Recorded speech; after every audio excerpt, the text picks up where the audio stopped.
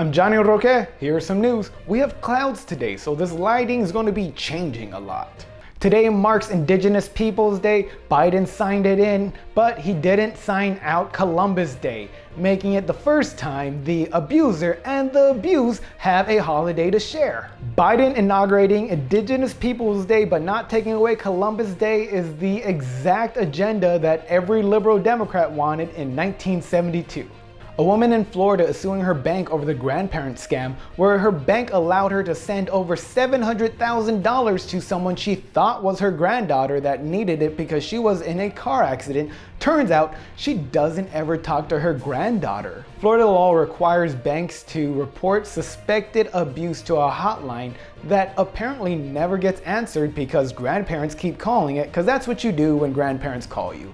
I'll call you back later, Grandma. Oh, what happened to Grandma? I gotta pray to her now to talk to her? Sad. Jamie Dimon, JP Morgan chairman and CEO, said, "I personally think that Bitcoin is worthless." And then he said, "The internet? What is that? Where do I plug in my cassette player?" The fate of cryptocurrency is very much in the air, where some countries are using it as actual currency and other countries are outlawing it from being used at all. Though cryptocurrency is up in the air, digital currency is very much alive and well, where some countries are trying to pull away from any type of paper currency or coin-based currency so that they can keep track of every single thing you purchase digitally, and forcing people to play by rules that we didn't agree to. In Bosnia, Vojislav Cusack, a 72-year-old man, created his house so that it can spin so his wife can enjoy any angle she wants at any time.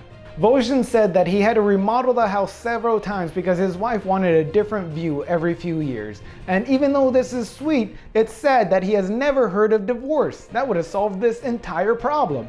DC announced that in an upcoming series, Superman will be bisexual, making a whole new meaning to the term Man of Steel. In the upcoming comic book series Son of Kal-El, Superman Clark Kent is out saving other worlds, where John Kent is back at home dating men because his dad's not home and there's no one to judge you for it. John Kent will be dating reporter Jay Nakamura because there's nothing sexier than dating someone that can expose all your secrets. Timothée Chalamet will be the new Willy Wonka in the upcoming prequel to Willy Wonka and the Chocolate Factory. It's not necessarily a remake, but it's an addition to the character. The last time they did a remake, children were scared of Johnny Depp's happiness. Fans are comparing this to the original Willy Wonka, where Gene Wilder scared children the old-fashioned way by giving them candy and then yelling at them for touching his stuff.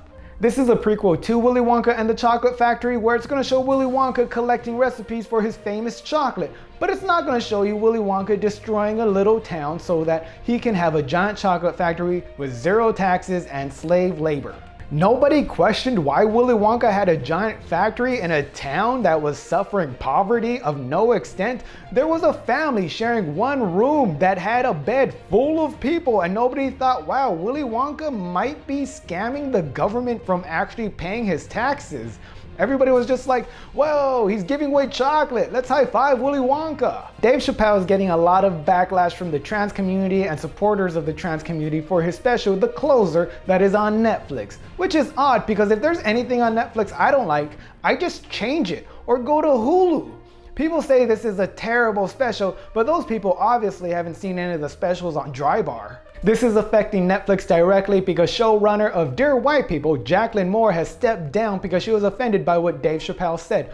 Jacqueline Moore, a lot of people didn't know, is white and is the showrunner of a show that criticizes white people. Which is funny because white people like to pretend like minorities have never heard of transgendered people, even though you were the ones that kicked them out of your communities, forcing them to live with our communities. And we accepted them. We just didn't know how to live because, hey, we're forced to live with everybody that you throw out. Because there's this trend in white communities where they're the last to learn about a certain culture, but the first to tell every other culture how to live with that culture.